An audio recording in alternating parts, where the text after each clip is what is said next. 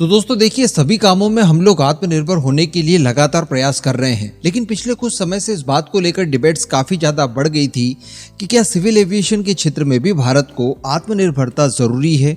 और देखने के लिए ये मिला, जब अलग अलग पहलू देखे गए तो पता चलता है कि हाँ, इस फील्ड में भी आत्मनिर्भरता हर हाल में जरूरी है। रशिया का एग्जाम्पल देख लीजिए, एयरबस हो या फिर बोइंग हो, दोनों ने अपनी सेवाएं देने से इनकार कर दिया। ऐसी परिस्थिति में रशिया की जो एयरलाइंस है वो ठप पड़ती जा रही है, और इस तरह की गतिविधि किसी भी देश की इकोनॉमी के लिए बहुत ही ज्यादा बुरी हो सकती है। तो इन सब परिस्थितियों से निपटने के लिए हर हाल में इस तरह की व्यवस्थाएं भारत के अंदर होनी चाहिए, जिससे कि हमारी एयरलाइंस हमेशा उड़ती रहे। ये डिबेट उस समय बहुत ही ज्यादा बढ़ गई थी जब भारत की तरफ से एयर इंडिया, जिसे कि टाटा ने एक्वायर कर लिया है, उन्होंने 450 के नंबर्स में दुनिया की सबसे बड़ी डील की फ्रांसीसी एयरबस और अमेरिकन बोइंग से। एक साथ 450 विमान खरीदना ये अपने आप में बहुत बड़ी बात थी। इतने विमान पहले कभी नहीं खरीदे गए। एक्चुअली 470 के नंबर में, जिसमें से 250 बोइंग से खरीदे गए जो कि अमेरिकन कंपनी है, तो वहीं पर 220 की संख्या में फ्रांस और यूरोपियन देशों की मिली जुली कंपनी एयरबस से खरीदे गए। इसके बाद इंडिगो एयरलाइंस द्वारा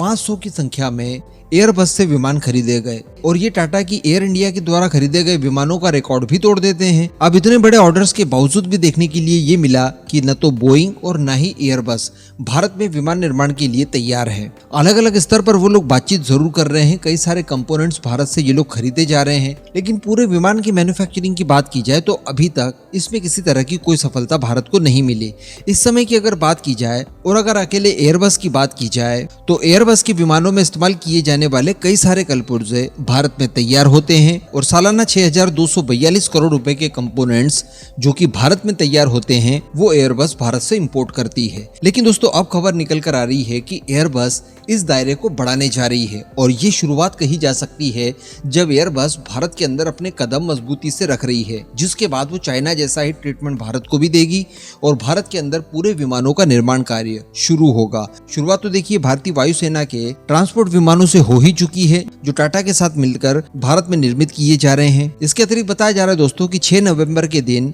4 भारतीय कंपनियों की एक डील हुई है एयरबस के साथ, और इन 4 कंपनियों के नाम आप जान लीजिए। इसमें पहली है महिंद्रा एरोस्पेस, दूसरी है एक्वस, तीसरी है डायनामिक और चौथी है गार्डनर। इन 4 कंपनियों के साथ एक साथ समझौता साइन हुआ है एयरबस का, और बताया जा रहा है कि इन चारों ही कंपनियों को एयरबस काफी बड़ी जिम्मेदारी देने जा रही है। जी हाँ, बताया जा रहा है कि जो एयरबस के विमान है, यात्री विमान एक्चुअली, उनकी फ्रेम और साथ ही उनके विंग्स, इन दोनों महत्वपूर्ण और बड़े पार्ट्स का निर्माण करने के लिए इन 4 कंपनियों के साथ समझौता किया है। यानी यही 4 कंपनियां मिलकर एयरबस के A330 नियो और साथ ही A350 एयरक्राफ्ट्स के जो एयरफ्रेम और विंग्स वगैरह हैं, इनका निर्माण कार्य करेंगे। तो ये जो आंकड़ा मैंने अभी आपको बताया कि भारत की तरफ से हर साल 6,242 करोड़ के कंपोनेंट्स एयरबस को एक्सपोर्ट किए जाते हैं, तो संभवतः ये आने वाले 1-2 सालों में 2 से 3 गुना हो जाएंगे। यानी लगभग 18,000 से लेकर 20,000 करोड़ तक का एक्सपोर्ट हम लोग अब अकेले एयरबस को करना शुरू कर देंगे। इसके अलावा भी हम लोग कई सारी कंपनियों को एक्सपोर्ट करते हैं,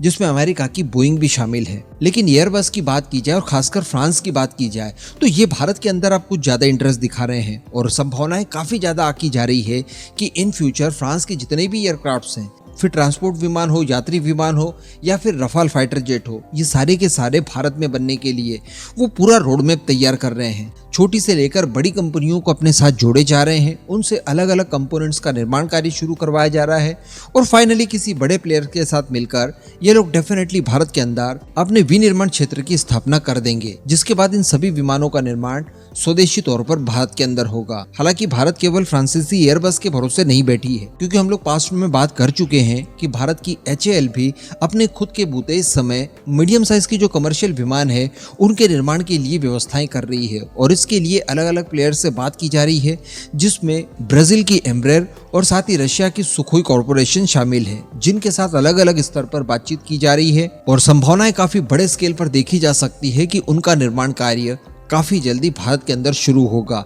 ब्राजील के एम्ब्रेयर की बात की जाए तो वो भी भारत जितने ही उत्सुक हैं, और पास्ट में ये भी हम लोग कई बार डिस्कस कर चुके हैं कि ब्राजील के एम्ब्रेयर द्वारा अलग अलग कई तरह के ऑफर्स भारत को दिए गए हैं। तो आने वाले समय में भारत के अंदर सिविल एविएशन के क्षेत्र में क्रांति जरूर देखने के लिए मिलेगी, और इससे भारत की आत्मनिर्भरता सुनिश्चित हो पाएगी। इस पूरे मुद्दे पर अब आपका जो भी मानना हो नीचे कमेंट करके जरूर बताइएगा।